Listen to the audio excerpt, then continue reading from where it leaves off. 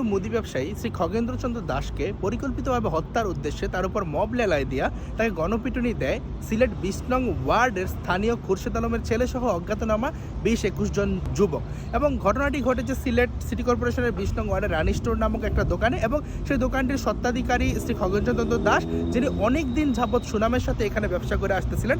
ঘটনাটি ঘটে গতকালকে সন্ধ্যায় একটা বাচ্চা শিশু তার দোকানে আসে কোক কেনার জন্য, এবং পরবর্তী সময়ে দোকানে যেহেতু অনেক কাস্টমার ছিল তাই কোক দিতে দেরি হয়। কিন্তু পরবর্তীতে বাচ্চা মেয়েটি যখন বাসায় ফেরত যায়, তার পরিবার খগেন্দ্রচন্দ্র দাসের উপর চড়াও হয় এবং তার উপর অভিযোগ করা হয় সে নাকি বাচ্চা মেয়েটাকে শ্লীলতাহানি করছে। কিন্তু তারা কেউই জানতো না দোকানে যে সিসিটিভি ক্যামেরা আছে এবং কোনো কিছু প্রমাণ নাই, কিছু নাই। সেই খুরশেদ আলমের ছেলেরা সহ প্রায় ২০-২১ জন যুবক মিল্লা একাধারসে আইসা সেই খগেন্দ্রচন্দ্র দাসকে গণপিটুনি দেয়, বাইরে টাইনারিয়া দেশীয় অস্ত্র দিয়া আক্রমণ করে। বর্তমানে তিনি হাসপাতালে চিকিৎসাধীন আছে। আর একটা মামলাও করছে সেই খগেন্দ্রচন্দ্র দাসের ছেলে Rubel Das. CCTV footage check করে পুলিশ প্রশাসন দেখলো সে জাস্ট বাচ্চা মেয়েটাকে ফ্রিজের সামনে থেকে সরাই দিছে এবং অনেক কাস্টমার থাকে এখানে লেট হয়েছে। পরবর্তীতে তথ্য উদ্ঘাটন করে দেখা গেল যে এই খুরশেদ আলমের ফ্যামিলি তার কাছ থেকে চাঁদা চাইছিল এবং বাকিও চাইছিল, বাকি দেয় নাই, এজন্য এই ক্ষোভের উদ্গীরণ করছে। এবার আপনি একটাবার চিন্তা করেন, জাস্ট সিসিটিভি ফুটেজটা নাই, সেই ক্ষেত্রে কি হইতো?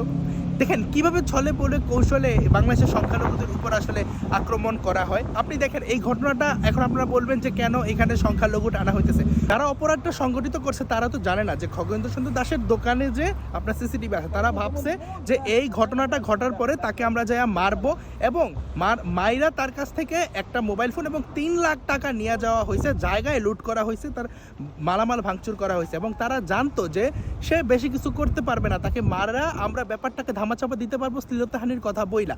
এবং দেখেন এই ঘটনাকে ক্যাশ করার জন্য protect our sisters, fight against Hindutva, বিভিন্ন অ্যাক্টিভিস্ট বসে আছে যারা হিন্দুদেরকে যে কোনো ইস্যুতে নামানুষ বানাইতে চায়। একটু পরেই দেখতেন পোস্ট দিয়ে দিত যে ভাগোয়া লাভ ট্রেড, ভাগোয়া সন্ত্রাসী, এবং আমি এটাও পোস্ট দেখছি যে এক ভাগোয়া সন্ত্রাসীকে নাকি আড়াল করার চেষ্টা করতেছে প্রশাসন, অথচ দেখা যায় সেই মেয়েটাকে কিছুই করে নাই। এখন বলতো খগেন্দ্রচন্দ্র দাস নাকি ইন্ডিয়ার এজেন্ট, এই বাচ্চা মেয়েটাকে নাকি পাচার করে দিতে চাইছিল, এটা নাকি ইন্ডিয়ান ষড়যন্ত্র। এটা বইলা ব্যাপারটাকে তাকে মাইরা তার কাছ থেকে আরো মুক্তিপণ দাবি। এই দেশে একজন হুজুর শুধুমাত্র ইসকনকে ট্যাগ দিয়ে হিন্দুদেরকে গণহত্যা করানোর জন্য ইসকনের বিরুদ্ধে বলাৎকারের অভিযোগ আনে, সে নিজে অপহরণের নাটক সাজিয়ে যা উলঙ্গ হইয়া শুয়া থাকে এবং সেটা দিয়ে টিএমডি হ্যাশট্যাগ ক্যাম্পেইন চালায়, হিন্দুদের উপর গণহত্যা চালাইতে চায় এবং পরবর্তীতে সেটা নিয়ে কোনো বিচার হয় না। সেই দেশে এমন হওয়া তো খুবই স্বাভাবিক, এবং সেই ক্ষেত্রেও হিন্দুরা বাইচে যায় একটা সিসিটিভির কারণে। এভাবে যখন ছলে বলে কৌশলে হিন্দুদের উপর গণহত্যা করার জন্য এভাবে ফাঁদ পাতা হইতেছে, নানান কৌশলে তাদেরকে ট্র্যাপ করা হইতেছে, সেই দেশে কীভাবে আসলে সংখ্যালঘুরা খুব শান্তিতে বসবাস করবে? ধন্যবাদ সবাইকে। ভিডিও ভালো লাগলে লাইক, কমেন্ট, শেয়ার করে পাশে থাকতে পারেন।